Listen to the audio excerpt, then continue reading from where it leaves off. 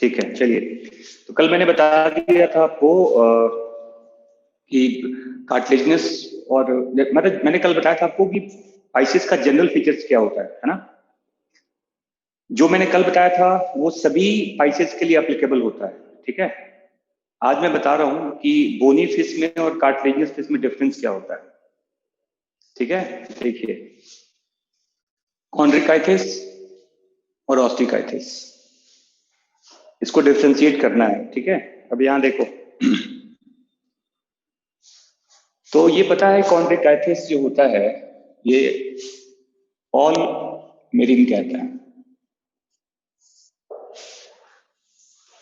ये सभी salt water में मिलते हैं, समुद्र में मिलते हैं ये मछलियां, ठीक है। और ऑस्टिकाइथिस देखो, both marine and fresh water कहा जाता है,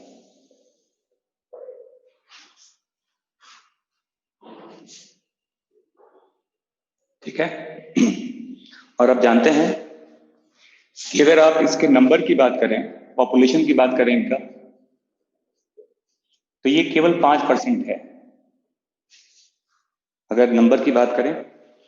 और लगभग 95% जो मछलियां हैं वो बोनीफिश में आते हैं।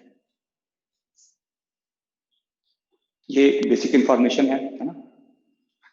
और आप जानते हो कि ये जो नाम पड़ा है कॉन्ड्रिकाइटिस ऑस्टिकाइटिस, इसका कारण क्या है? याद रखिएगा, इसमें क्या कहते हैं, वर्टिब्रल कॉलम एंड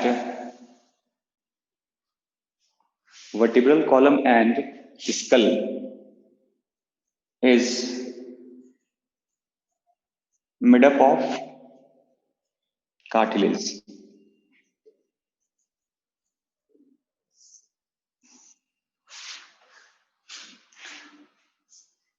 और देखो एक चीज याद रखना है इसमें, ये इंपॉर्टेंट पार्ट है। जैसे अगर मान लो ये स्ट्रक्चर है एम्ब्रियोनिक नोटोकॉर्ड का, और अगर मान लो अब ये कन्वर्ट हो गया वर्टिब्रल कॉलम में, देखिए ऐसे,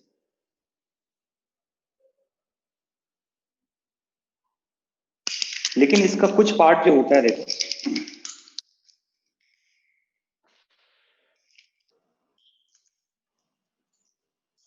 देखिए इसमें क्या होता है, इसका कुछ पार्ट जो होता है, देखो ऐसे, ऊपर तो ये बन गया वर्टिब्रल कॉलम, लेकिन कुछ पार्ट अभी भी इसका नोटोकॉर्ड के फॉर्म में रह जाता है। मतलब सारा चीज इसका नोटोकॉर्ड जो है वो खत्म नहीं होता, और इसीलिए आपके एनसीईआरटी में लिखा भी गया है कि notochord persist throughout life in Chondrichthyes. ये देखो एनसीईआरटी में लाइन लिखा हुआ है ना, देखो ये पूरा नोटोकॉर्ड है, देखिए, लेकिन ये नोटोकॉर्ड पूरी तरह से वर्टिब्रल कॉलम में कन्वर्ट नहीं होता, कुछ पार्ट नोटोकॉर्ड का नोटोकॉर्ड ही रह जाता है। लेकिन आप जानते हैं यहां देखो क्या होगा, यहां देखो, अगर ये मान लो नोटोकॉर्ड है एम्ब्रियोनिक स्टेज में, तो ये पूरी तरह से, देखिए ऐसे, ये पूरी तरह से ऐसे देखो क्या बन गया, ये वर्टिब्रल कॉलम में कन्वर्ट हो गया, देखो। और ये वर्टिब्रल कॉलम जो होता है, देखो ये इसका बोनी स्ट्रक्चर होता है। इसका जो वर्टिब्रल कॉलम है ये किसका बना है बताओ, ये कार्टिलेज का बना हुआ होता है।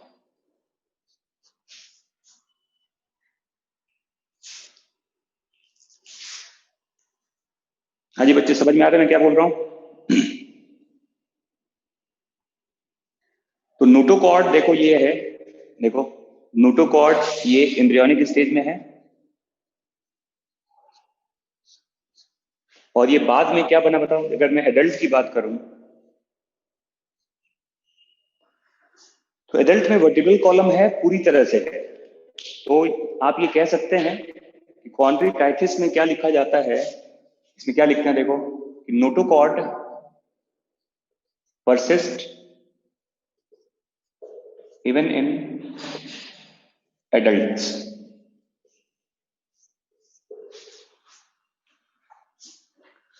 और यहां क्या हुआ बताओ, notochord completely replaced by vertebral column.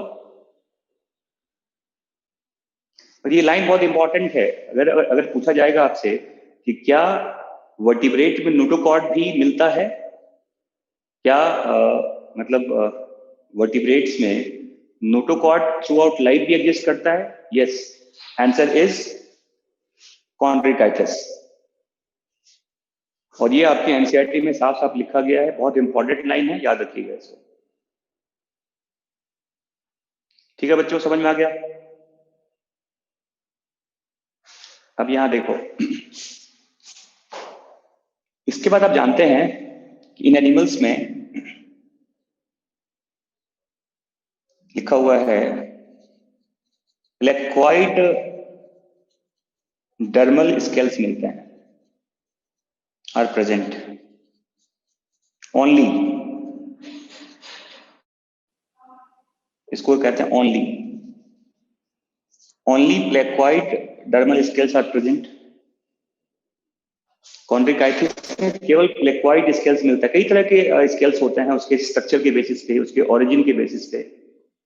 तो यहाँ क्या लिखते हैं कि only placoid dermal scales are present, जबकि आप यहां देखें अगर तो साइक्लॉइड स्केल्स भी होता है, गेनोइड स्केल्स भी होता है, चिन्नोइड टाइप भी होता है, ctenoid types scales are present,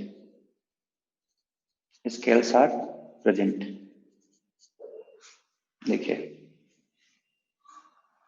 तो इसमें कई तरह के स्केल्स हैं, साइक्लॉइड टाइप भी होता है, गेनोइड टाइप कहते हैं, देखो गेनोइड कहते हैं, GANOID।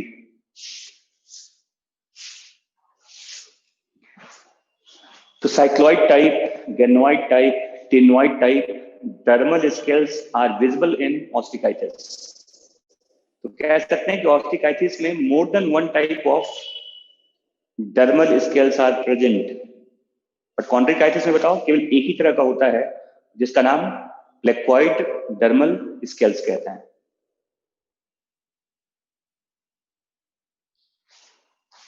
समझ में आ गया बच्चों? यहां तक क्लियर है सबको? चलिए ठीक है, अब यहां देखो,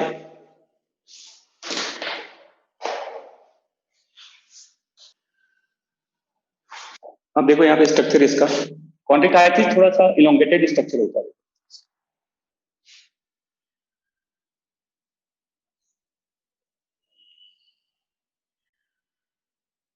देखिए इस तरह का स्ट्रक्चर होता है, और ये थोड़ा सा इस तरह का फॉर्म मिलेगा आपको।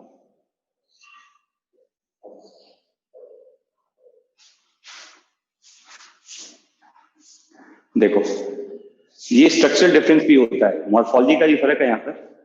इसमें कहते हैं इनका जो माउथ होता है वेंट्रल माउथ कहते हैं, देखो वेंट्रली लोकेटेड होता है माउथ इसका। और यहां देखो क्या है ये बताओ, इसको टर्मिनल माउथ कहा जाता है।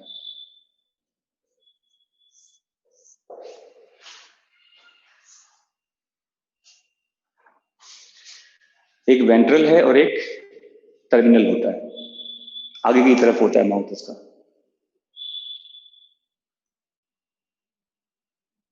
ठीक है, इसके बाद देखिए, इसमें ये जो कॉडल फिन देख रहे हो आप, इसको हेट्रो सर्कल कहते हैं, इसे कहते हैं हेटेरो सर्कल कॉडल फिन।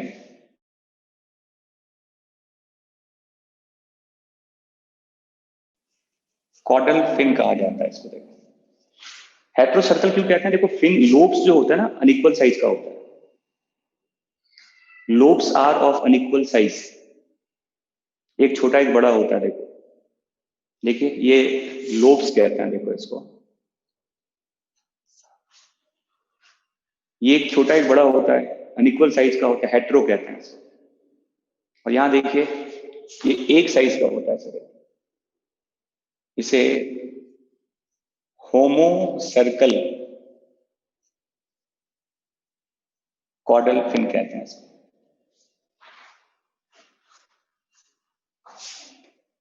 एक तरह का हाफ हाफ, मतलब लोब के साइज इक्वल होते हैं यहाँ पर, इसको होमोसर्कल कॉर्डल फिन कहते हैं। ठीक है बच्चों, इसके बाद देखिए यहां पर ऐसे देखो होता है 1 2 3 4 5, और यहाँ लिखते हैं 1 2 3 4। ये यहां होता है देखो 5 पेयर्स कहते हैं, 5 पेयर्स ऑफ गिल्स कॉन्ड्रिकाइटिस में। जबकि ऑस्टिकाइटिस में देखिए आप, ये 4 पेयर्स होता है, 4 पेयर्स ऑफ गिल्स कहते हैं, है ना। और इसके बाद देखो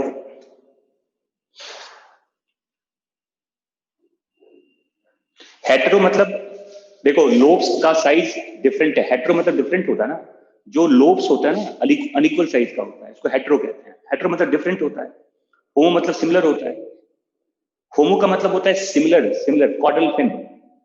ये देखो लोब्स के साइज एक जैसे होते हैं, बराबर होता है, ये इसे होमो सर्कल कहते हैं।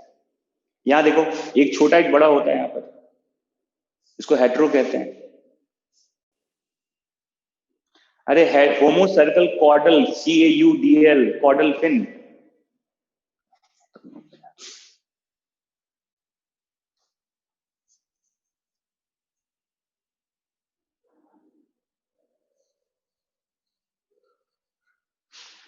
कॉर्डल फिन कहते हैं इसे। किसने कहा गिल्स पेयर्ड नहीं होता है? 5 पेयर्स 4 पेयर्स होता है। कहाँ लिख लिया कि गिल्स अनपेयर्ड होता है? ये किसने बता दिया तुम्हें?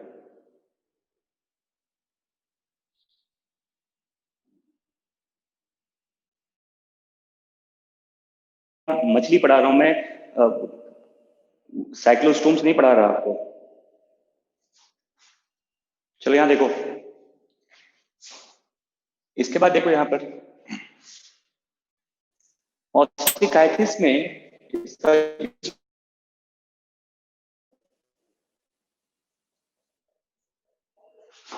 इसे कहते हैं ओपरकुलम, इसे ओपरकुलम और इसे गिल कवर कहा जाता है।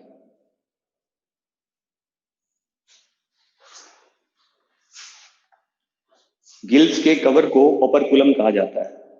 ओपरकुलम कहाँ मिलेगा बताओ? ऑस्टिकाइटिस में। कॉन्ट्रिकाइटिस में ओपरकुलम एब्सेंट होता है, याद रखना यहाँ पर। Operculum is absent.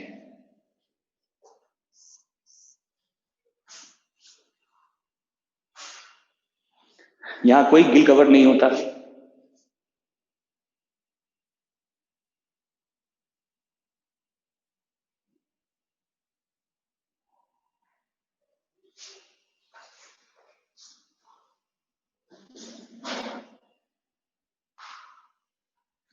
अब देखो मैं आज थोड़ा वो नेटवर्क का प्रॉब्लम चल रहा है, मैं वाईफाई फाइबर का कनेक्शन ले रहा हूँ, तो आज ये ठीक हो जाएगा। अब ठीक है, चलो गुड।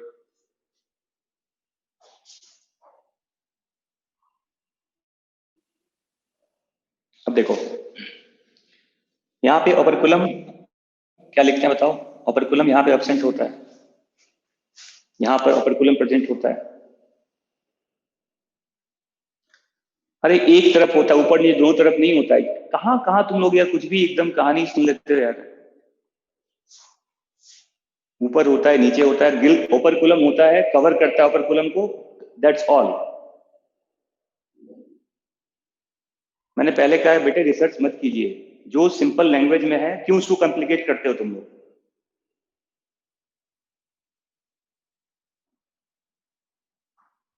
देखो यहाँ पर, तो ये ओपरकुलम होता है, दैट्स ऑल, ये गिल कवर होता है, कहानी खत्म हो गई। अब ये ऊपर होता है नीचे होता है, क्या मतलब है इसका? No sense. फिर देखो यहाँ पर, ये जो आप देख रहे हैं ऑस्टिकाइटिस, इसमें एक यूनिक ऑर्गन होता है, देखो ऐसे ही है, जिसे कहा जाता है स्विम ब्लडर।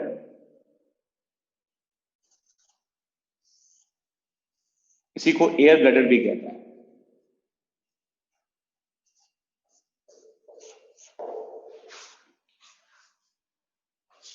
ये भी यहां मिलता है ऑस्टिकाइटिस में, लेकिन आप जानते हैं कि स्विम ब्लैडर जो होता है ये यहां पे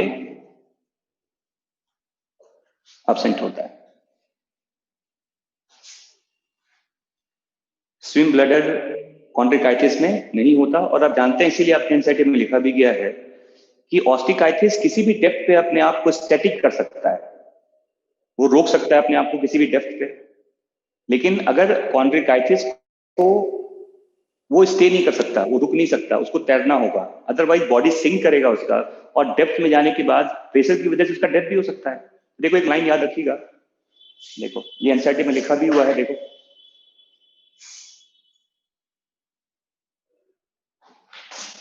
they need to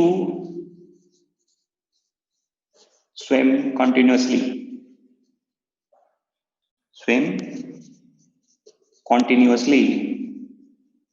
to avoid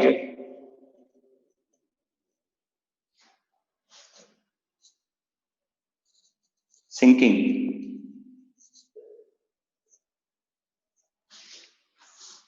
sinking spelling सही है, SIN होता है, SHIN होता है, sink. Okay that's fine, sorry.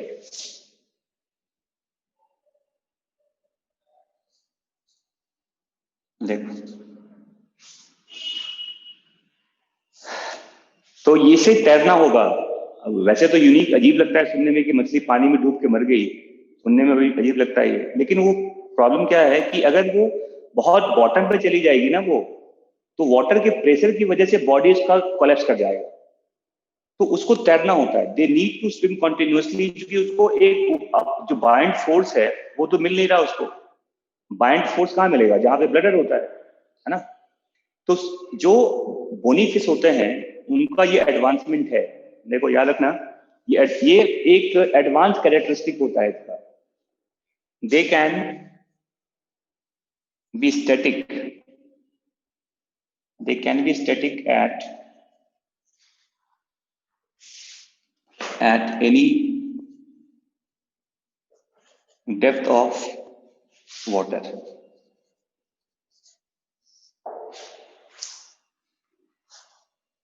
अच्छा बताओ ओपर्कुलम का काम क्या होता है, कोई बताएगा मुझे? ओपर्कुलम क्या करता है, क्या इसका एडवांटेज क्या है?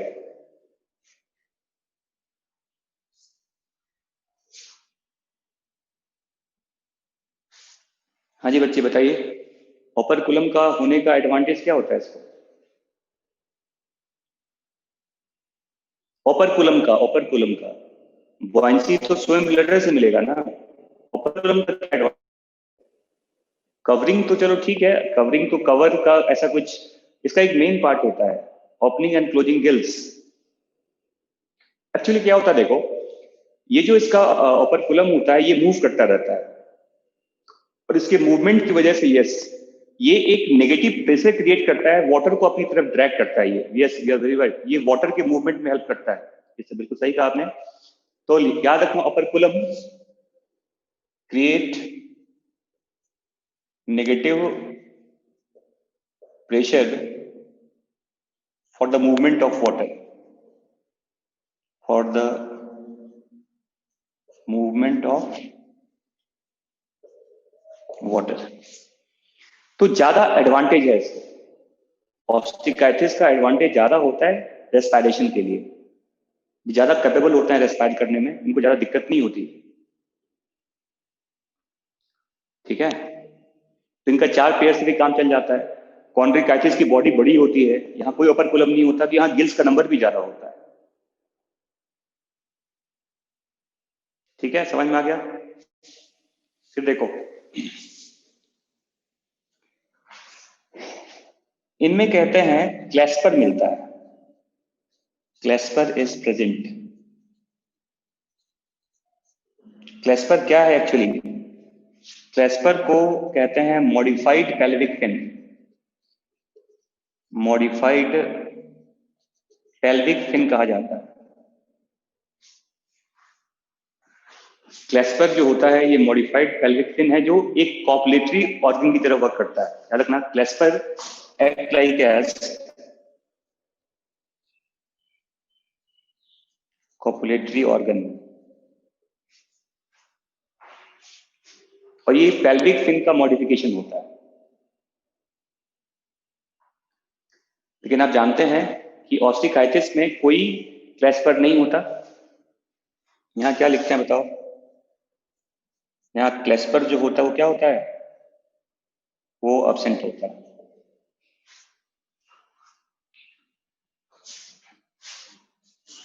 तो अगर यहाँ क्लेस्पर नहीं है तो फर्टिलाइजेशन का फर्क होता है, आपने पढ़ा भी होगा कि ऑस्टिकाइटिस में एक्सटर्नल फर्टिलाइजेशन होता है, जबकि क्लेस्पर की वजह से यहाँ क्या होगा?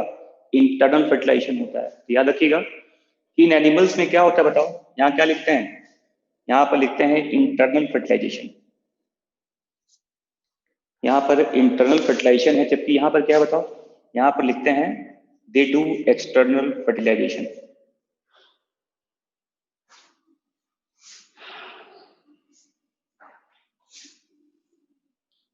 समझ में आ गया? तो क्लेस्पर की वजह से ही कॉन्ड्रिकाइटिस में इंटरनल फर्टिलाइजेशन होता है। तो ऐसा कह दिया जाए कि सारे मछली में एक्सटर्नल फर्टिलाइजेशन है, ये गलत हो जाएगा। Chondrichthyes do internal fertilisation because of presence of clasper, but Osteichthyes में कोई क्लेस्पर नहीं होता and they do external fertilisation. समझ में आ गया बच्चों? फिर देखिए, ये भी जानते हैं आप कि इन एनिमल्स में पोस्टीरियर पार्ट पे क्लोइका मिलता है, क्लोइका। यहाँ पे एनएस नहीं होता, यहाँ क्लोइका होता है। यहाँ देखो, इन एनिमल्स में एनएस होता है।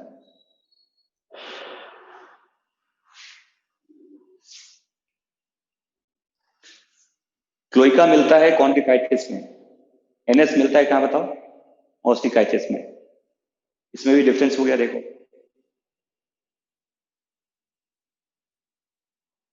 और आप जानते हैं कि ये जो कॉन्ड्रिकाइटिस होते हैं ये हर तरह के होते हैं। ये विविपेरस भी होते हैं, ये ओविपेरस भी होते हैं, और ओवो विविपेरस भी कहा जाता है इनको। क्लोइका का क्या क्या होता है? अरे क्लोइका, मैंने कहा था क्लोइका एक ऐसा स्ट्रक्चर है जहां से गैमिट्स भी पास करते हैं और जहां से ये अपने गैमिट्स यूरिन वगैरह को भी रिलीज करता है। मल्टीपल रोल में आता है ये।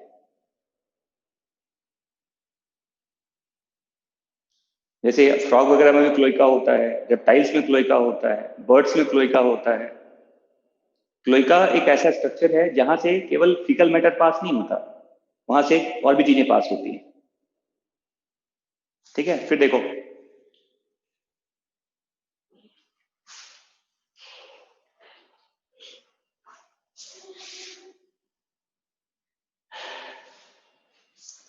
ये एनिमल देखो ओविपेरस भी होते हैं, मोस्टली तो ओविपेरस ही होते हैं, लेकिन ये विविपेरस भी होते हैं और ये ओवो विविपेरस भी होता है।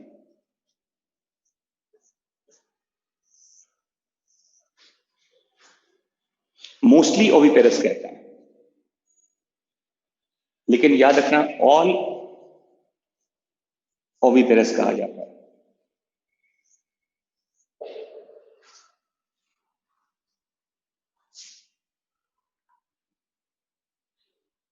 ठीक है, और मैंने पहले कहा था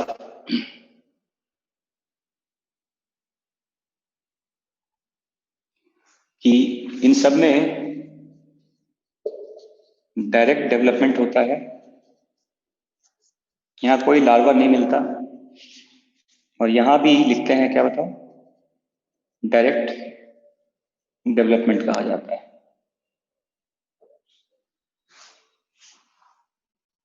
किसी भी मछली में लार्वा नहीं मिलता, याद रखना। Larval stage is absent in all Pisces.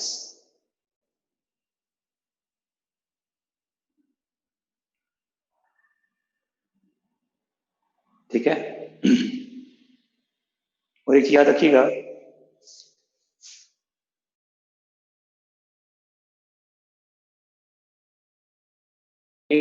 जैसे मान लो ये एक मछली है ऐसे कॉन्ड्रिकाइटिस का, और ये मछली है ऑस्टिकाइटिस का, ठीक है।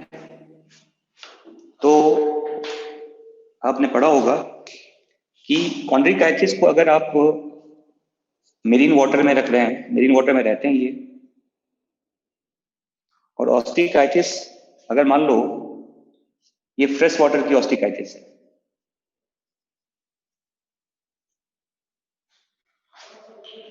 तो दोनों के रेगुलेशन में, ऑस्मो रेगुलेशन में फर्क होता है। आपने पढ़ा होगा कि देखो कॉन्ड्रिकाइटिस के बॉडी का इंटरनल जो ऑस्मोलिटी होता है वो 300 लिखते हैं। क्या लिखते हैं ऐसे?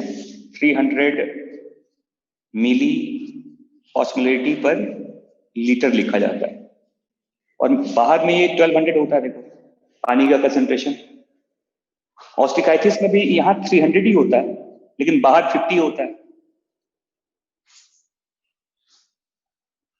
तो जो मेरीन कार्टिलेजिनस मछली होती हैं, ये बताओ इनमें जो पूछा जाएगा कि जो मूवमेंट है, देखो मैंने क्या कहा कि कॉन्ड्रिकाइटिस जो होती है मछलियां, इनके बॉडी का जो कंसंट्रेशन होता है सॉल्ट का, वो कितना लिखा आपने? 300। वो आप में भी होता है, वो हर जगह होता है। देखो ऑस्टिकाइटिस में 300 ही होता है, वो कंसंट्रेशन कहते हैं, बॉडी फ्लूइड का कंसंट्रेशन 300 मिली ऑस्मोलिटी पर लीटर। और मेरीन वाटर है कितना होगा बताओ? बाहर तो ज्यादा होगा, 1200 होता है ये। तो मुझे बताइए अब, जो इसमें सॉल्ट और वाटर का कंसंट्रेशन, इसकी टेंडेंसी क्या होगी? सॉल्ट देखो, सॉल्ट यहां से अंदर आना चाहता है, और वाटर की बात करें तो वाटर लो से हाई की तरफ आता है। देखो तो वाटर की टेंडेंसी होती है बाहर निकलने की,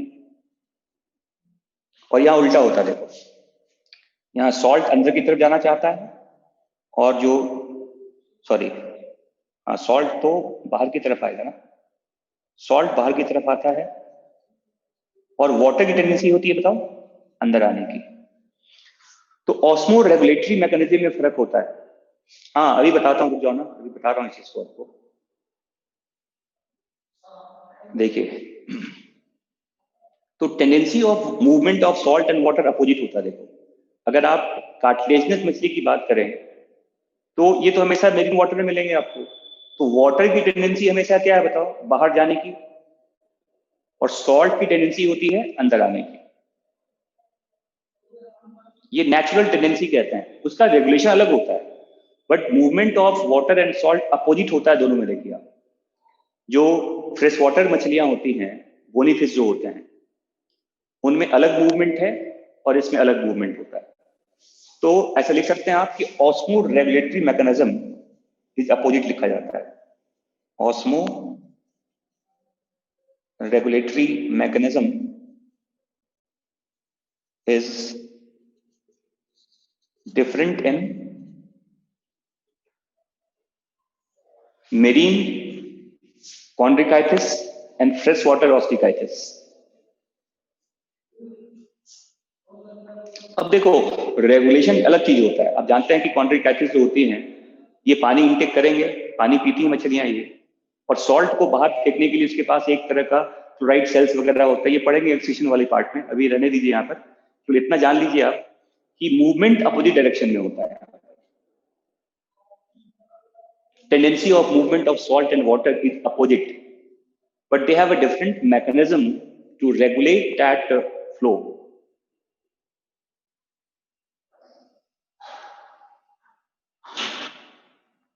समझ में आ गया बच्चों?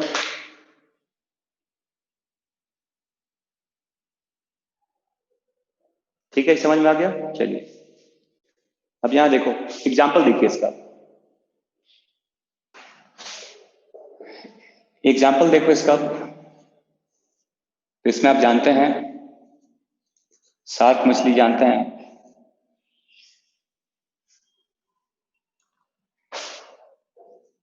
डॉगफिश, इसको स्कोलोडियन कहा जाता है। शार्क कई तरह के होते हैं, देखो एक वेल शार्क भी होता है। आपके बुक में लिखा हुआ है एक और नाम लिखा हुआ है कैरकराडॉन।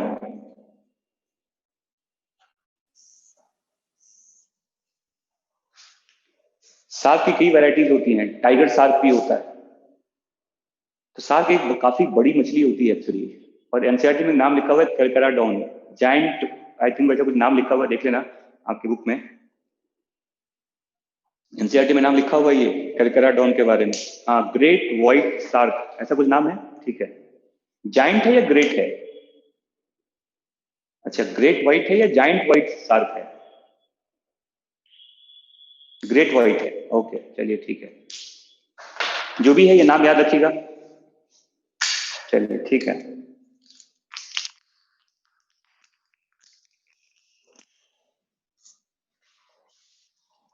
इसके अलावा जानते हैं आप,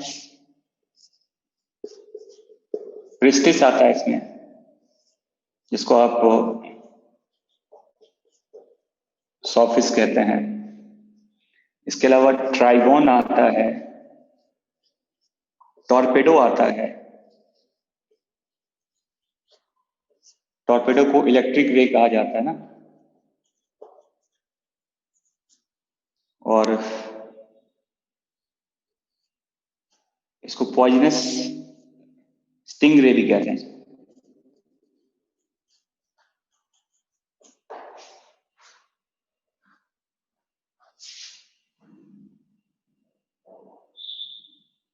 ये सब तो एग्जाम्पल किसका बताओ?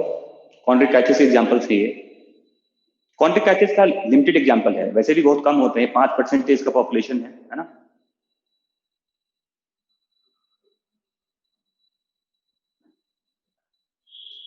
तो वेल शार्क अगर देखा जाए, मछली में सबसे बड़ी मछली का नाम वेल शार्क है। वेल तो मैमल है, जानते हैं आप, बट अगर मछली की बात करें तो लॉन्गेस्ट अगर मछली की बात करें, अगर लार्जेस्ट मछली की बात करें, आप जानते हैं ब्लू वेल वगैरह भी होते हैं। ब्लू वेल वगैरह तो मैमल्स में आता है ना, ये मैं मछली की बात कर रहा हूँ। वेल फिश भी कह देते हैं इसको, वेल शार्क भी कहते हैं इसको, ठीक है। और इसमें देखो, देखिए इसमें बहुत सारे एग्जाम्पल हैं। देखो, अगर मैं बात करूं फ्रेश वाटर का और मरीन वाटर का, तो इसमें भी नाम नाम जानते हैं आप, रोहू, कतला, मागुर,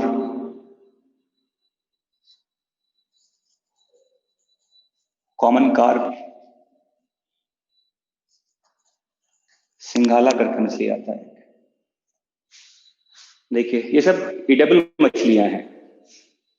रोहू लेबियो कहते हैं इसको, इसे लेबियो कहा जाता है, लेबियो। कतला, कतला जानते हैं। मागुर को क्लैरियस कहा जाता है। ये एग्जाम्पल एनसीईआरटी में दिया गया है। ये सब ईटेबल मछलियां होती हैं, रोहू, कतला, मागुर, कॉमन कार्प, सिंघाला, ये फ्रेश वाटर ईटेबल फिशेज कहते हैं इसको। इसके अलावा देखो इसमें और भी एग्जाम्पल है। बेटा है ना, फाइटिंग फिश कहते हैं इसको। टेरोफाइलम, एंजल फिश कहते हैं इसको। इसे कहा जाता है, एक्वेरियम की मछलियां होती हैं सब, देखो ये फाइटिंग फिश में आते हैं। इसको एंजल फिश भी कहते हैं।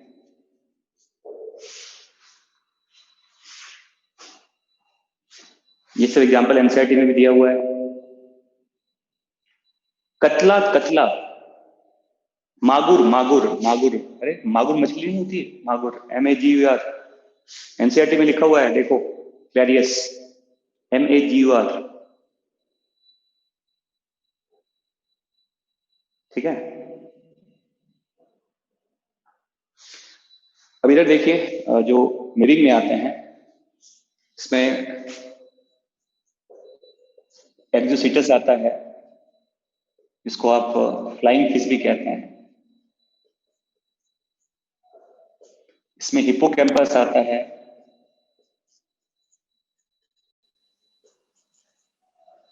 इसको आप सी हॉर्स भी कहते हैं।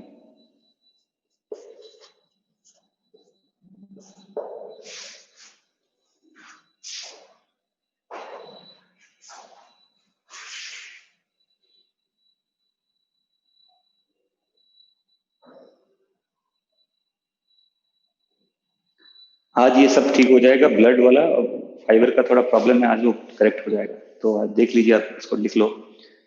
एक्सोसिटस जो होता है, देखो इसको फ्लाइंग फिश कहते हैं, और हिप्पोकैम्पस को सी हॉर्स कहा जाता है।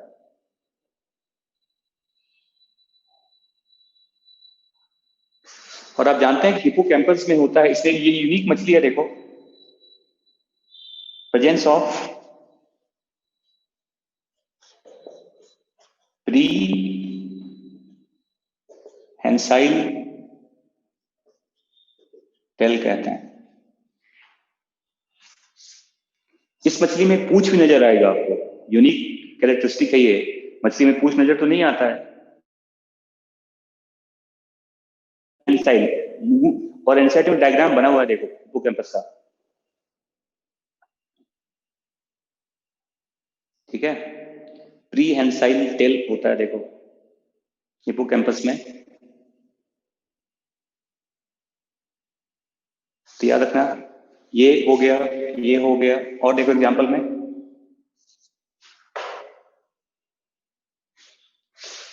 इसके अलावा देखो लंगफिश वगैरह आता है, इसको डिप्नोई कहा जाता है, डिप्नोई कहते हैं। इसके अलावा देखिए इसमें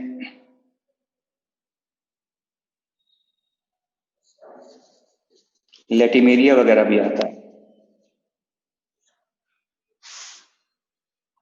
इसमें हिल्सा भी आता है, इसमें पॉम्फ्रेट भी आता है,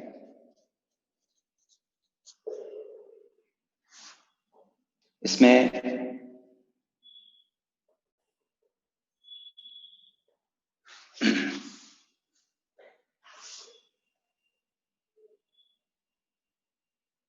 प्रेजेंस ऑफ प्री हेंसाइल टेल, पूंछ नजर आता है इसमें। देखो जैसे बंदर वगैरह में होता है ना घुमा हुआ पूंछ, तो उस तरह का टेल का स्ट्रक्चर मिलेगा आपको हिप्पोकैम्पस में। हिप्पोकैम्पस एक्चुअली आपके ब्रेन में भी है, एक छोटा सा स्ट्रक्चर होता है आपके ब्रेन में भी, जो मेमोरी को कन्वर्ट करता है शॉर्ट टर्म को लॉन्ग टर्म में। तो ये स्मॉल साइज की मछलियां होती हैं, बहुत लार्ज साइज की मछलियां नहीं होती। डिप्नोई कहते हैं, डिप्नोई, DIPNOI, डिप्नोई ग्रुप का नाम होता है। कई तरह के लंगफिश होते हैं, लंगफिश के ग्रुप को डिप्नोई कहा जाता है।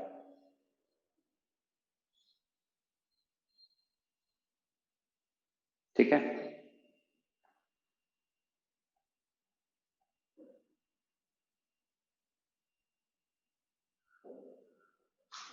और देखो हिल्सा होता है, पॉम्फ्रेट होता है, सैल्मन वगैरह भी जानते हैं आप।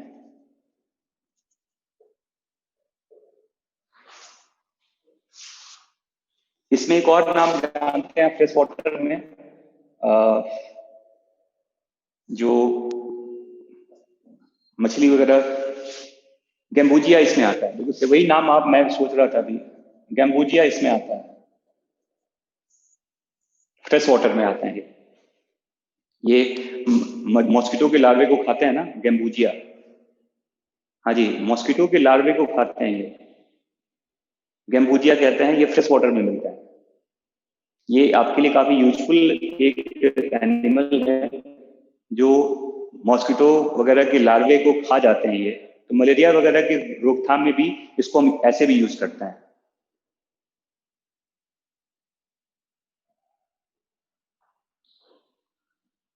ठीक है,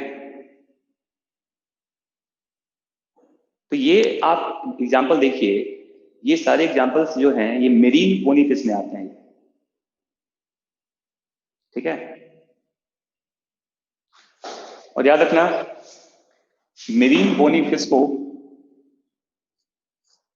टिलोस्ट भी कहा जाता है, टिलोस्ट।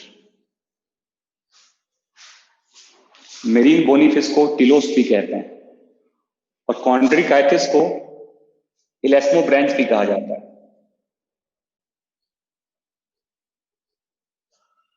ये याद रखना,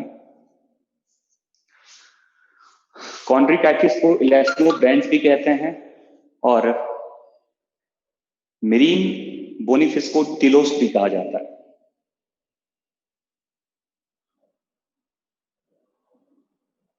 ठीक है, और एक और नाम याद है, देखो कॉन्ड्रिकाइटिस में एक और नाम आता है, इसे कहते हैं काइमेरा। काइमेरा को रैट फिश भी कहा जाता है, इसको रैबिट फिश भी कहते हैं, और ये काइमेरा जो होता है इसको स्केललेस फिश कहा जाता है।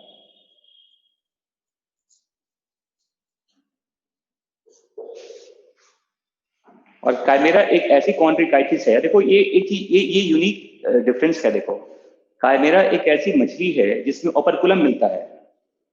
काइमेरा में ओपरकुलम इज प्रेजेंट लिखा जाता है, ओपरकुलम इज प्रेजेंट, और इसीलिए इसको कनेक्टिंग लिंक भी कहते हैं। देखो, इस मछली को कनेक्टिंग लिंक भी कहा जाता है। किसके बीच में बताओ? कॉन्ड्रिकाइटिस और ऑस्टिकाइटिस के बीच में। ये एक ऐसी कॉन्ड्रिकाइटिस है जिसमें ओपरकुलम मिलता है। स्केललेस भी कहते हैं इसको रैट फिश भी कहा जाता है, इसको रैबिट फिश भी कहते हैं, और इसमें कहीं कोई स्केल्स नहीं मिलता और इसमें ओपरकुलम मिलता है। इन दैट वे इस मछली को कनेक्टिंग लिंक भी कहते हैं। किसके बीच में बताओ? ऑस्टिकाइटिस का और कॉन्ड्रिकाइटिस का।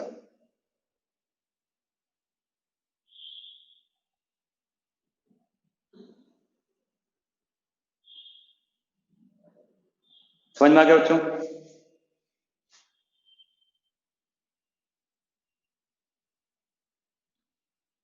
तो ये कुछ लिमिटेड एग्जांपल्स हैं, इसे याद रखिएगा।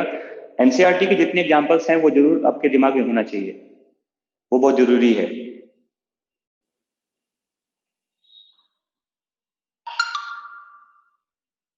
चलिए ठीक है, अब एक क्वेश्चन लिखिए। अब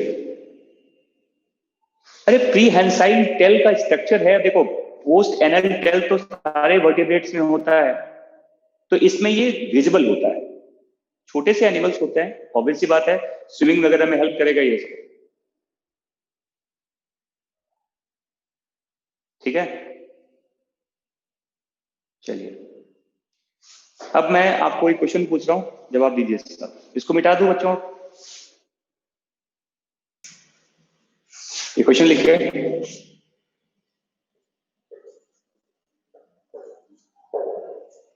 विच of the following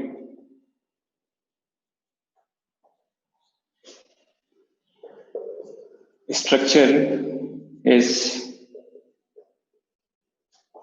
not reported in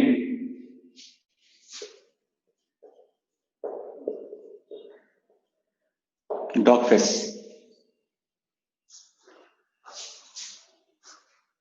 इनमें कौन सा स्ट्रक्चर डॉगफिश में रिपोर्टेड नहीं है? ऑप्शन लिखिए। फर्स्ट, एम्पुला ऑफ लोरेंजिनी, फिर लिखो सा ग्रीन। Number C, Weberian ossicles.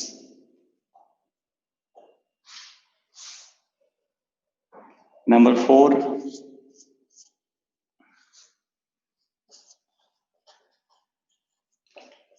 Dermal teeth. Number E, clasper. Number F,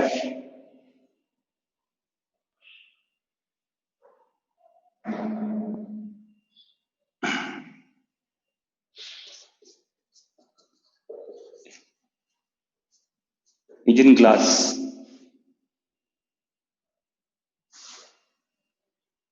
और लिख लो इसमें जी,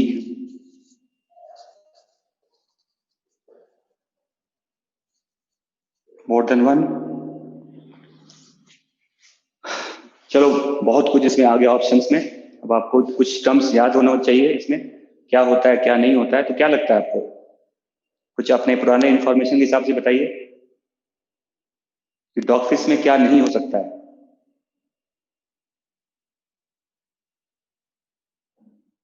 8 मतलब 8 क्या होता है? What is 8? ऑप्शन है 1 2 3 4 5 6 7 ही तो ऑप्शन है। विविरियन ऑस्किल्स में बी। ओके, देखो अब मैं आपको सब एक्सप्लेन कर दूं, यहाँ पर ये टर्म्स याद रखिएगा। एम्पुला ऑफ लोरेंजिनी, ये मिलता है, इसको कहते हैं, इसका थर्मोरिसेप्टर होता है।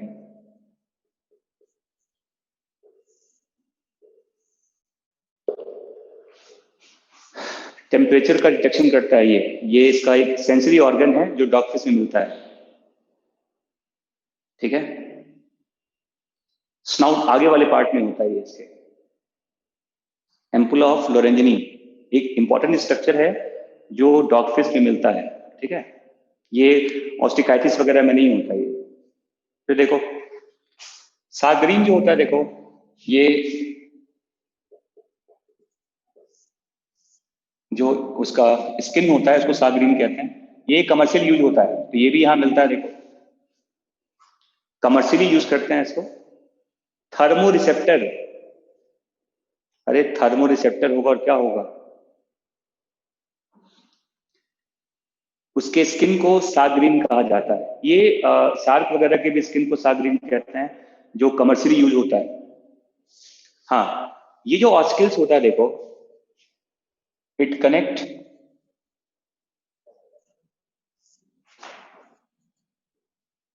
स्विम ब्लैडर टू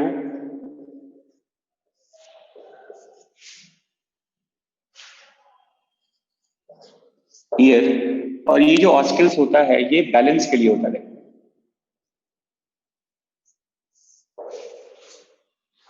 तो ऑब्वियस सी बात है, जब यहाँ स्विम ब्लैडर ही नहीं होता, क्योंकि डॉगफिश में स्विम ब्लैडर नहीं होगा, तो ये यहाँ पर अवेलेबल नहीं होता। हाँ जी, ये यहाँ एब्सेंट होगा। टीथ होता है, मॉडिफाइड स्केल्स होते हैं। लेक्वाइड स्केल का मॉडिफिकेशन होता है, देखो डर्मल टीथ। तो teeth are the modified scales. Placoid scales का मॉडिफिकेशन होता है, देखो जो इसके दांत होते हैं। तो ये भी यहां पर होता है। क्लेस्पर भी यहां पर होता है। इजिन glass obtained from swim bladder, और ये कमर्शियली यूज होता है। देखो ये पेंटिंग इंडस्ट्री वगैरह में यूज करते हैं इसको, तो ये भी यहां पर नहीं होगा।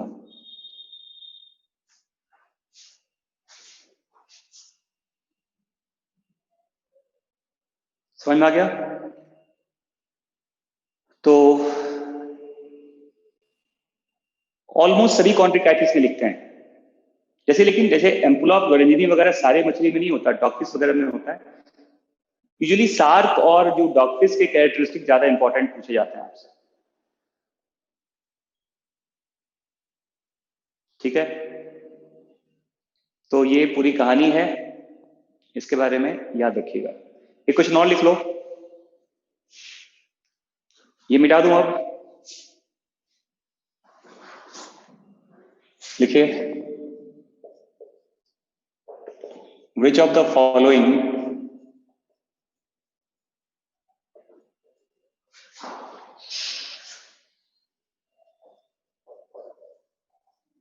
characteristic is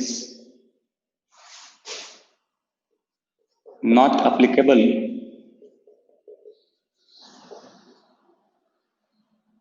related to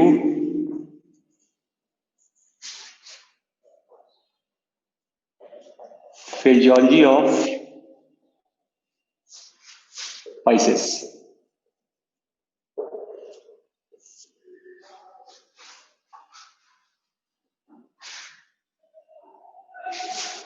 option लिखिए। Number 1, presence of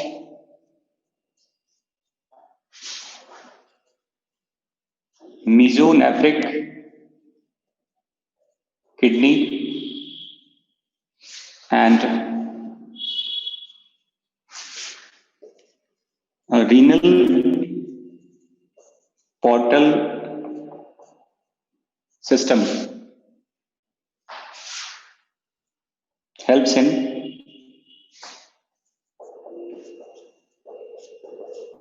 excretion. B लिखिए।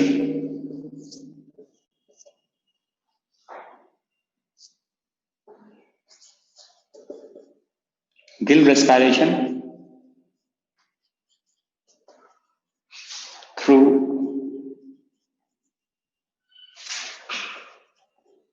counter current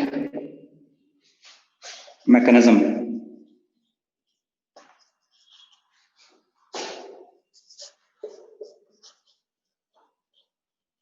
Presence of chloride cells, इसको आइनोसाइट्स भी कहते हैं, for the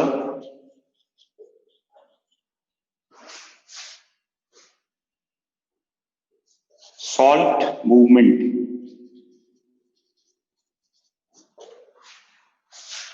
Number D,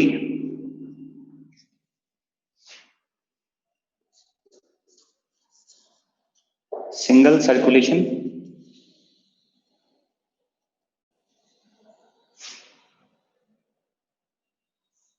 And number E,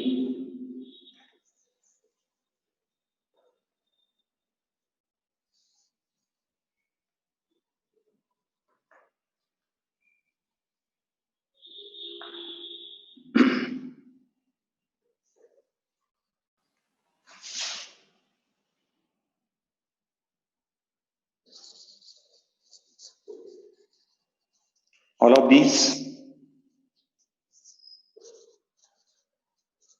or none of these.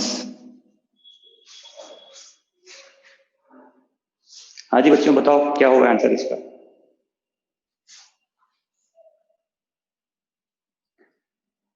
इनमें से कौन सा प्रोसेस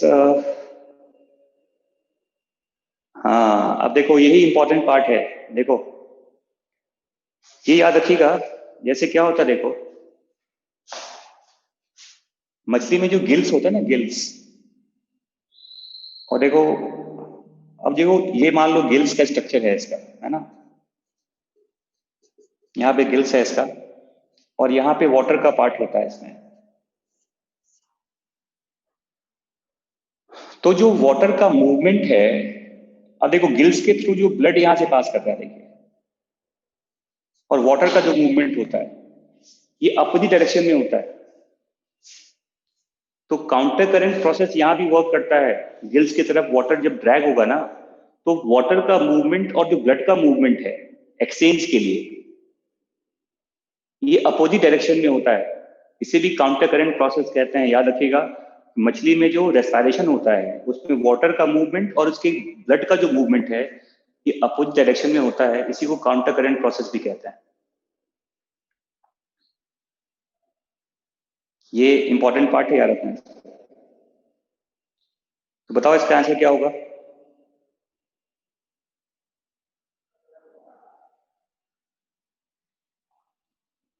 जल्दी बताइए क्या होगा। Yes, the answer is none of these. क्या लिखा हुआ है? नॉट रिलेटेड है। देखो, नॉट एप्लीकेबल। तो सब कुछ एप्लीकेबल होता है इसके पास। यहाँ मीजोनेफ्रिक किडनी मिलता है, मैंने बताया था आपको। यहाँ रीनल पोर्टल सिस्टम भी मिलता है, गिल रेस्पिरेशन होता है। इसके बॉडी में क्लोराइड सेल्स मिलते हैं सॉल्ट के मूवमेंट के लिए। ज्यादा सॉल्ट को बाहर फेंकना है और सॉल्ट कम हुआ तो उसको अंदर भी डाल देता है, क्लोराइड सेल्स कहा जाता है। ये मछली में मिलता है, सॉल्ट के मूवमेंट को कंट्रोल करता है। जब सॉल्ट की कमी होगी तो सॉल्ट को अंदर की तरफ लेके आएगा, और जब सॉल्ट एक्सेस हो जाता है तो इसको बाहर फेंक देता है। क्लोराइड सेल्स कहते हैं इसको, इसी को आयनोसाइट्स भी कहा जाता है। सिंगल सर्कुलेशन जानते हैं आप, ये होता है यहाँ पर, तो सब कुछ एप्लीकेबल है। तो ऐसे क्वेश्चन का आंसर आप क्या करेंगे? None of these. अगर मैं पूछता क्या एप्लीकेबल है तो सब कुछ हो जाता है इसमें। क्या नहीं एप्लीकेबल है तो इसका आंसर आएगा नन ऑफ दीज आ जाएगा। हाँ, अगर मैं पूछता कि क्या एप्लीकेबल है तो ई आ जाता। क्या पूछा गया कि क्या एप्लीकेबल नहीं है? अक्सर बच्चे ना ये नॉट एप्लीकेबल, नॉट करेक्ट वाले पार्ट में थोड़ा कंफ्यूज हो जाते हैं, क्योंकि हम निगेटिव डायरेक्शन में सोचते ही नहीं है। थोड़ा सा क्वेश्चंस को आप, कई बच्चे हड़बड़ाहट में या गलत तरीके से क्वेश्चन को ये नॉट वाले पार्ट में फंस जाते हैं वो, और क्वेश्चन गलत कराते हैं वो। चलिए, ये पूरी कहानी है रिगार्डिंग मछली। That's more than enough for you. इससे ज्यादा मछली के बारे में जानने की जरूरत नहीं है आपको। अब हम आते हैं नेक्स्ट।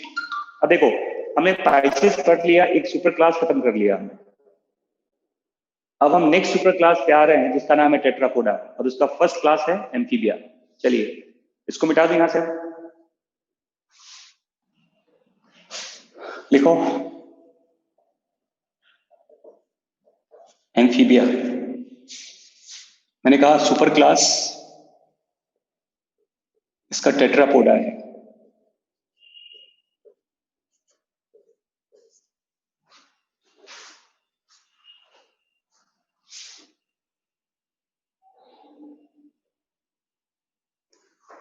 अभी बेटा पीछे वाले क्वेश्चंस का भी मैं किसी को, यार आप लोग कोई एक बच्चे कम से कम जिसने पूरा नोट लिखा हुआ है वो शेयर क्यों नहीं कर देते हैं आप? कोई तो लिखता होगा पूरा ठीक से। तो एक कोई बच्चा व्हाट्सएप पे कृपया करके आप अपना एक नोटबुक जो लिखा है आपने उसको शेयर कर दिया कीजिए, ताकि जिन बच्चों का थोड़ा छूट गया हो या जो नहीं लिख पाए वो लिख लेंगे उसको वहां से। यार इतने सेल्फिश मत बना करो यार, थोड़ा दूसरे का भी हेल्प किया करो।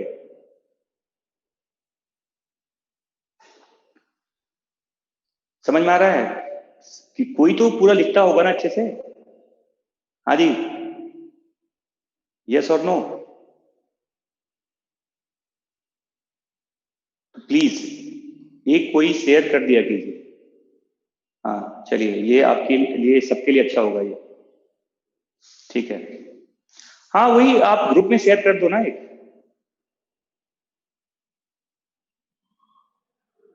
नहीं, कोई भी एक शेयर कर, एक कोई बच्चा शेयर कर दे ग्रुप में, दैट्स ऑल।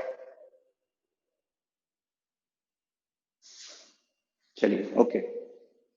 चलो बच्चों यहाँ देखो, अच्छा बताओ, मैं आपसे पूछ रहा हूँ, अच्छा बताओ एम्फीबिया का अगर पूछा जाए आपसे कि इसका फाइलम क्या है, जल्दी बताओ। एम्फीबिया का फाइलम बताओ जल्दी से, क्विक बताओ क्या है एम्फीबिया का फाइलम। ये लो, हाँ जी ठीक है, इसका फाइलम कॉर्डेटा है। That's good. सब फाइलम बताओ, सब फाइलम बताओ। वर्टिब्रेटा है, चलिए ठीक है, सब फाइलम इसका वर्टिब्रेटा है। That's good. इसका आप बताइए डिवीजन क्या है, डिवीजन बताओ, डिवीजन क्या है बताओ। हाँ जी बिल्कुल सही कहा आपने, ग्नेथोस्टोम्स कहते हैं। इसका फिर पूछा जाएगा आपसे, सुपर क्लास तो लिख दिया हमने, टेट्रापोडा है, और क्लास क्या बताओ, क्लास इज कॉल्ड एम्फीबिया कहता है।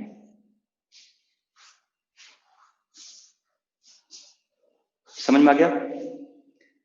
अब ये बताओ एम्फीबिया का मतलब क्या बताओ। एम्फीबिया का मतलब होता है एम्फीबियस नेचर। एम्फीबिया वर्ड कहाँ से आया है? देखो एक टर्म यूज करते हैं एम्फीबियस नेचर। क्या मतलब है इसका? डुअल नेचर कहते हैं इसको, डुअल नेचर कहा जाता है इसको।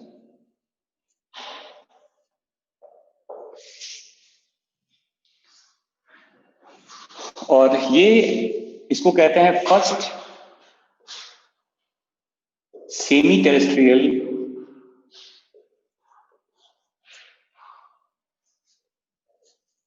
वर्टिब्रेटा कहा जाता है इसको।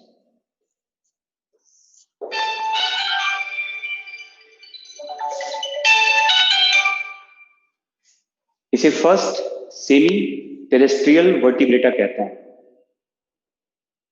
सेमी टेरेस्ट्रियल क्यों? क्योंकि ये पानी इसके लिए जरूरी है, ये पानी में सर्वाइव करता है।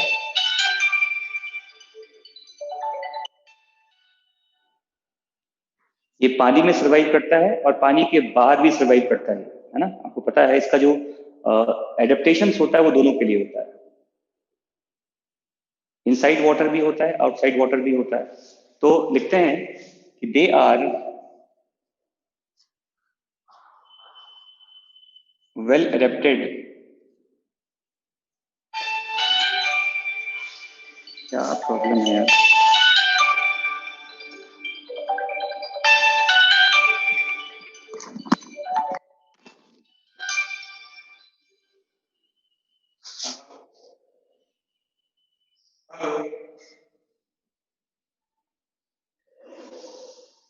हाँ यार, आप सारे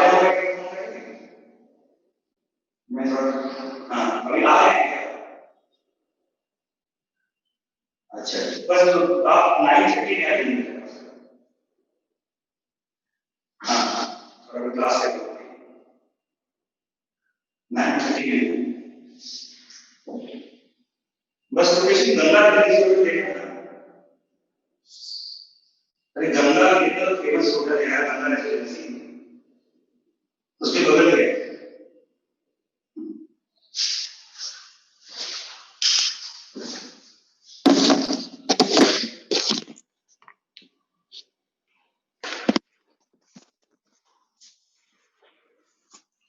देखो, they are well adapted for both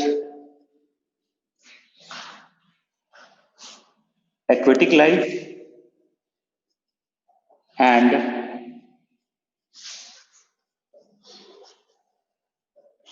terrestrial life कहते हैं।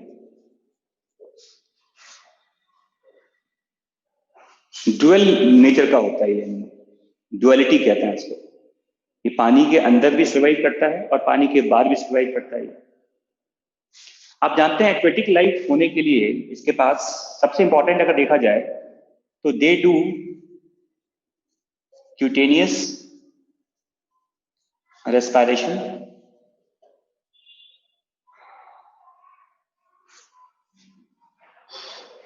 पानी में रहने के लिए ये अपने स्किन को यूज करता है, देखो ब्रीथ करने के लिए। क्यूटेनियस रेस्पिरेशन, देखो मछली में क्यूटेनियस रेस्पिरेशन नहीं होता, याद रखना। मछली पूरी तरह से गिल से ब्रीथ करती है, वो अपने स्किन से एक्सचेंज नहीं कर सकता। ये अगर क्यूटेनियस रेस्पिरेशन की बात करें तो ये एनिलिडा में मिलता है, एम्फीबिया में मिलता है और रेयरली कहीं मिलता है। बट मोस्ट कॉमनली पूछा जाएगा आपसे कि दो एनिमल्स का नाम बताइए जहां पर स्किन से रेस्पिरेशन होता है, तो एक तो आप कहेंगे एलिड्स के बारे में और दूसरा एम्फीबिया आता है। समझ में आ गया? समझ में आ गया ना? तो पानी में रहने के लिए ये ब्रीदिंग कहां से करेगा बताओ? स्किन से ब्रीथ करता है ये। और पानी के बाहर अगर टेरेस्ट्रियल लाइफ की बात करें तो ये करता है क्या? पल्मोनरी रेस्पिरेशन कहता है। और मूवमेंट जो होता है देखो इसका, मूवमेंट थ्रू 4 लिम्स, क्योंकि टेट्रापोडा है ये और पानी में ही चलने के लिए वेब्ड फुट कहता है। देखो वेब्ड फुट होता है इसके पास, उसके उंगलियों के बीच में वेब बना होता है, तो तैरने में हेल्प करता है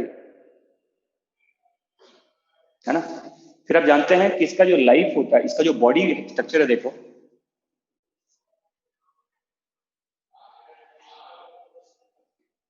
तो एम्फीबिया का एक याद रखना, ये भी एक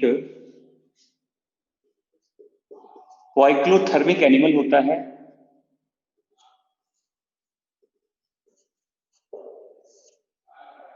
ट्रायंगुलर बॉडी होता है इसका,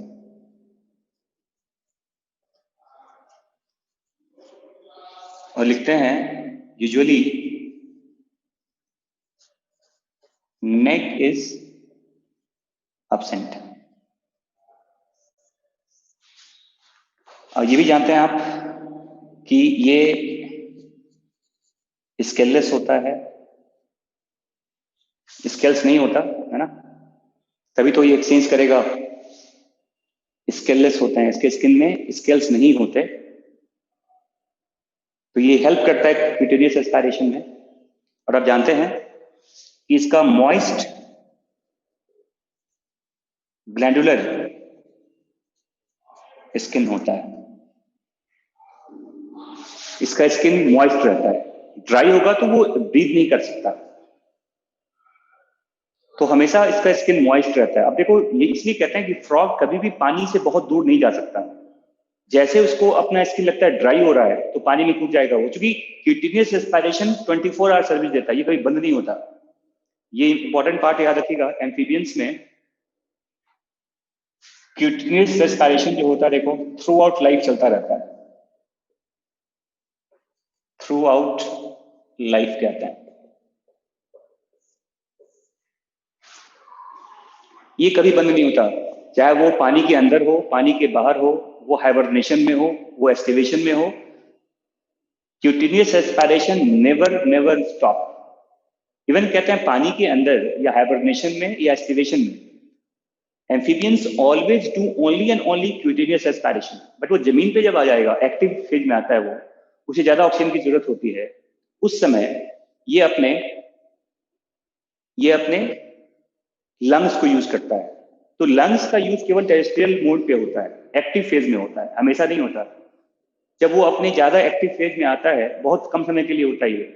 आप देखिए तो यूजुअली रेनी सीजन में ये एक्टिव हो जाते हैं, खाना इकट्ठा करने के लिए, है ना, मीटिंग के लिए।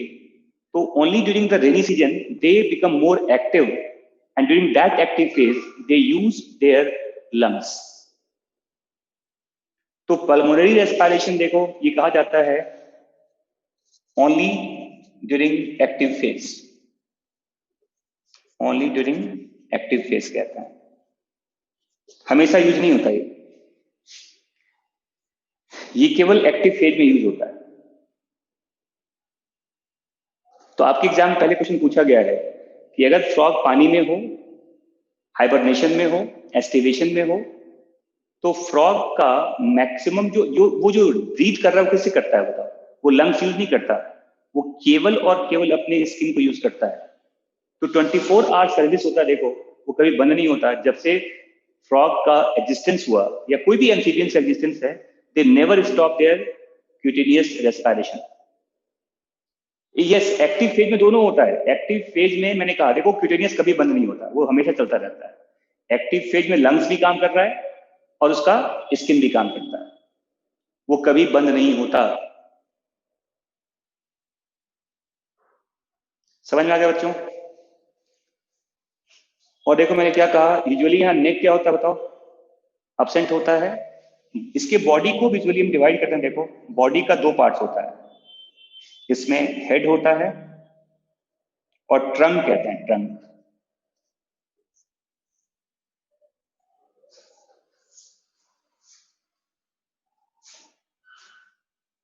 नेक यूजुअली एब्सेंट होता है इसमें, ताकि वो जंप वगैरह करने में उसको हेल्प करता है वो, है ना। बॉडी का दो पार्ट है, हेड एंड ट्रंक। और देखो फिर लिखते हैं, देखो यहाँ पर इनमें मिलता है क्या? Bony endoskeleton. They have bony endoskeleton, इनके पास बोनी एंडो स्केलेटन होता है। और ये याद रखना यहाँ पर, जैसे कहते हैं स्कल यहां पर होता है, वर्टिब्रल कॉलम यहां पर होता है, स्टर्नम यहां पर होता है, बट यहां पे रिब्स यूजुअली एब्सेंट होता है।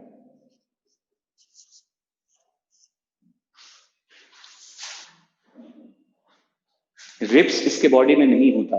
स्कल होता है, वर्टिब्रल कॉलम होता है, स्टर्नम भी होता है, रिब्स यहां नहीं होते। और याद रखना यहां पर लिम्ब बोन्स भी होते हैं। वो भी मिलता है यहाँ पर। और ये याद रखना, रिब्स नहीं होता, इनके पास डायफ्राम भी नहीं होता, और इसीलिए ये कहा जाता है कि एक टर्म यूज करोगे आप, पॉजिटिव ब्रीदिंग करता है ये। जब ये जमीन पे आएगा ना तो लंग्स को ये यूज जो करेगा, आप निगेटिव ब्रीथ करते हो, ये एयर को धक्का देता है लंग्स की तरफ, क्योंकि इसके पास रिब्स नहीं होता, इसके पास डायफ्राम भी नहीं होता।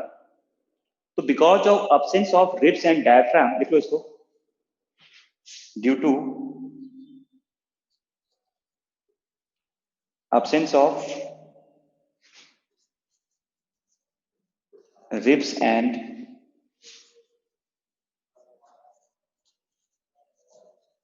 diaphragm, they do positive pulmonary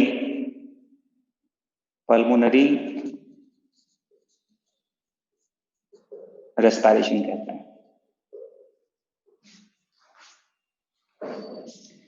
आपके पास दोनों चीज होता है, तो आप नेगेटिव ब्रीथ करते हैं, आप अंदर प्रेशर जनरेट करते हो, एयर अपने आप आता है। इसमें ऐसा नहीं होता। एम्फीबिया ही एक ऐसा वर्टिब्रेट है, याद रखना, एम्फीबिया ही एक ऐसा टेट्रापोडा है जिसमें पॉजिटिव ब्रीदिंग होता है, बाकी सब में नेगेटिव होता है। एम्फीबियंस में क्या होता है बताओ? पॉजिटिव पल्मोनरी रेस्पिरेशन कहते हैं, क्योंकि ये एयर को अपने बॉडी के अंदर वो नेगेटिव प्रेशर जनरेट नहीं कर सकता, क्योंकि यहाँ डायफ्राम नहीं होता, यहाँ पे रिब्स नहीं होते।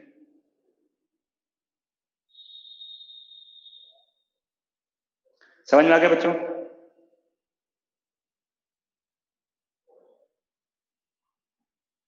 हाँ जी बच्चों, क्लियर है यहाँ तक?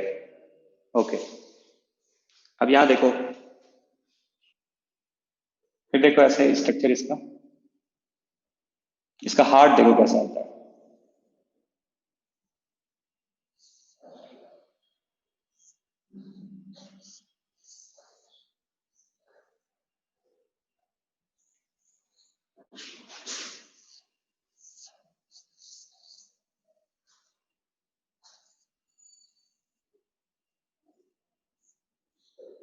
देखिए,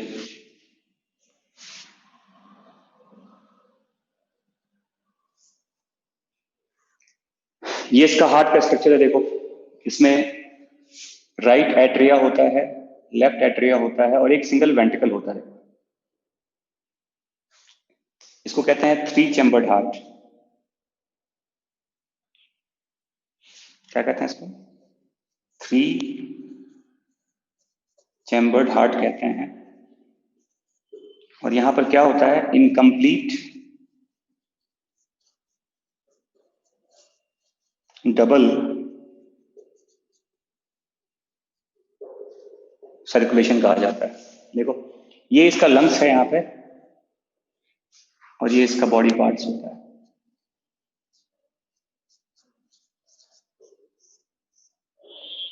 ठीक है, यहाँ देखो, ये इसका साइनस विनोसस कहते हैं इसको, और इधर इसे कहते हैं कोनस आर्टरियोसस कहा जाता है इसको।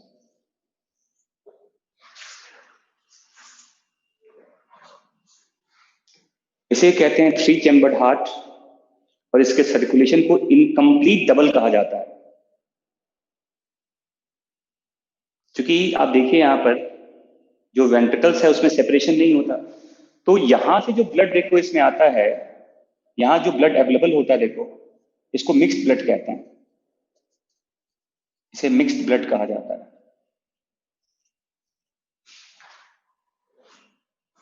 और वही ब्लड देखो, जो मैक्सिमम प्योर ब्लड होता है ना, मैक्सिमम प्योर जो ब्लड होगा वो कहाँ जाएगा? इसमें बॉडी की तरफ। और जो मैक्सिमम इम्प्योर होता है वो कहाँ जाएगा बताओ? Towards lungs. तो इसमें जो फ्लो हो रहा है देखो यहाँ पर, ये मैक्सिमम प्योर होता है, मैक्सिमम प्योर ब्लड कहते हैं इसको। और इधर जो फ्लो होगा देखो, इसको मैक्सिमम इम्प्योर कहा जाता है। लेकिन फ्लो मिक्स्ड ब्लड का होता है।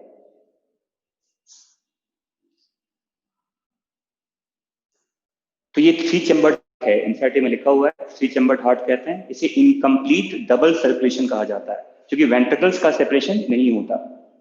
और इसके बॉडी में ब्लड कैसा फ्लो होगा बताओ? मिक्स ब्लड फ्लो होता है। बॉडी की तरफ जो जाता है वो मैक्सिमम प्योर होता है, और जो लंग्स की तरफ जाएगा वो मैक्सिमम इम्प्योर होता है।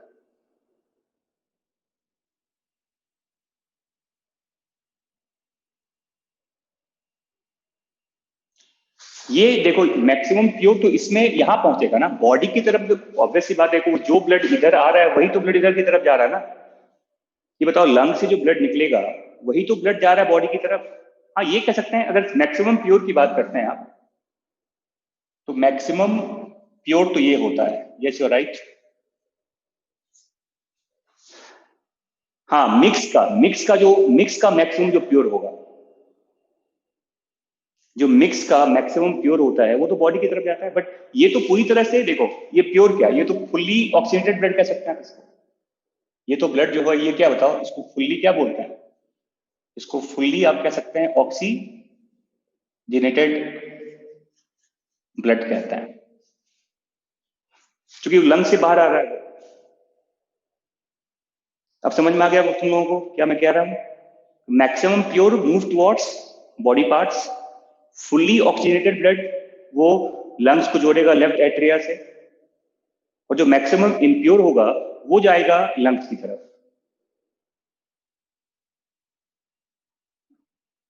ठीक है, चलो, अब आपका दूसरा क्लास का टाइम भी होगा, तो आज के लिए बस यही खत्म करते हैं। कोनस आर्टरियोसिस एक चैम्बर होता है जो बाद में सेपरेट हो जाता है। ये जस्ट एक हेल्पिंग चैम्बर कहते हैं इसको। साइनस विनोसस जेनेसिस नहीं है, अरे साइनस विनोसस कहते हैं। साइनस विनोसस होता है, जेनेसिस कहां से लिख लिया तुमने? ये ब्लड को यहां इकट्ठा करेगा, और ये यहां से यहां पर, और यहीं पर देखो इसका ऐसे नोट भी होता है। ये इस एनिमल का ऐसे नोट यहीं पर होता है।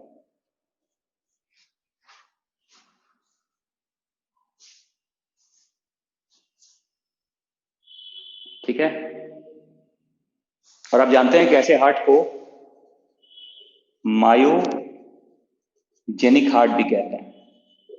सारे वर्टिब्रेट्स में हार्ट मायोजेनिक होता है। All vertebrates have myogenic heart.